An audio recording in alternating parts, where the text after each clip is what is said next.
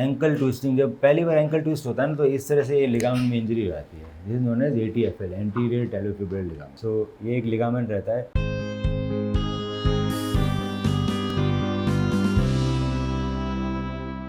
जो हमारे एंकल को ट्विस्टिंग से बचाता है। जब पहली बार हुआ तो ये टियर हो जाता है। अब एंकल की एनेटमी ऐसी है कि इसका कंप्लीट टियर बहुत ही रेयर है, इट्स ऑलवेज पार्शियल टियर। जैसे अब जो भी चीज़ होती है उसी के हिसाब से एनिमेशन बनते हैं, अपने आप नहीं बन सकते ना, तो पार्शियल टियर दिखाया गया, पार्शियली टियर होता है, कभी भी कंप्लीट टियर नहीं होता। सो हमारा एंकल पहले नॉर्मल था, उसमें अच्छा लिगामेंट था, देन इट गॉट स्प्रेन, तो स्प्रेन आ गया। अब स्प्रेन के बाद क्या, सो जब पहली बार ट्विस्ट होता है सो हमें इसके अंदर रिजिड कास्ट नहीं देना चाहिए, मतलब कोई पक्का प्लास्टर करे तो वो नुकसानदायक है। So never a rigid cast. आजकल फ्लेक्सिबल कास्ट आते हैं जो हम लोग यूज करते हैं first time dislocation, first time subluxation के बाद, अभी नहीं। एक बार पहली बार ट्विस्ट हुआ तो फ्लेक्सिबल कास्ट में क्या हल्का हल्का सा पाँव मूव करता है, हल्का सा स्ट्रेस रहता है पर ज्यादा मूव नहीं करता, सो उससे हीलिंग सबसे अच्छी आती है। पर सपोज इंजरी ज्यादा है या हमने ढंग से रिहेबिलिटेशन नहीं किया जब ट्विस्ट हुआ, कई बार इंजरी इतनी ज़्यादा होती है कि अपना सेल्फ फील नहीं कर पाता। सो उस कंडीशन में क्या होता है कि एंकल अनस्टेबल हो जाता है, मतलब बार बार में ट्विस्ट कर रहा है और ये लिगामेंट की स्कारिंग हो गया, इसको बोलते हैं स्प्रेन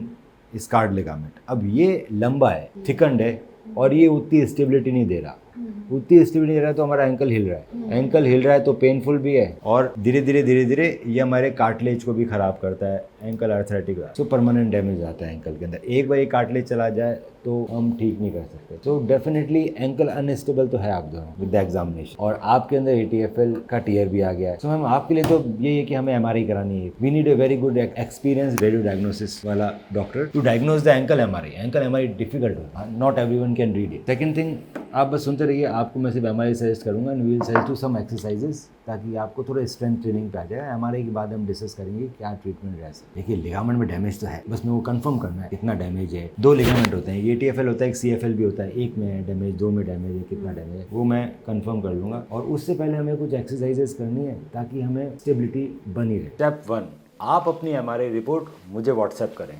स्टेप 2, मैं आपकी MRI रिपोर्ट को डिटेल में स्टडी करके बताऊँगा कि क्या हम आपको बिना सर्जरी के ठीक कर सकते हैं या फिर हमें सर्जरी करने की ज़रूरत है, ACL इंटरनल ब्रेस सर्जरी, और आपके नी में ACL के अलावा और क्या क्या समस्याएं हैं और उसे हम कैसे ठीक कर सकते हैं।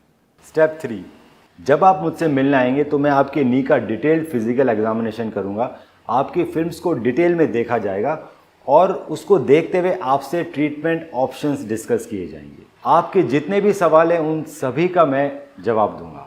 ACL इंटरनल ब्रेस सर्जरी की रिकवरी आप देख सकते हैं हमारे फेसबुक के ACL विनर ग्रुप में, और देख सकते हैं कैसे एथलीट्स 3 महीने के अंदर रनिंग चालू कर रहे हैं ACL इंटरनल ब्रेस सर्जरी के बाद। आज ही अपनी MRI रिपोर्ट हमें व्हाट्सएप करें।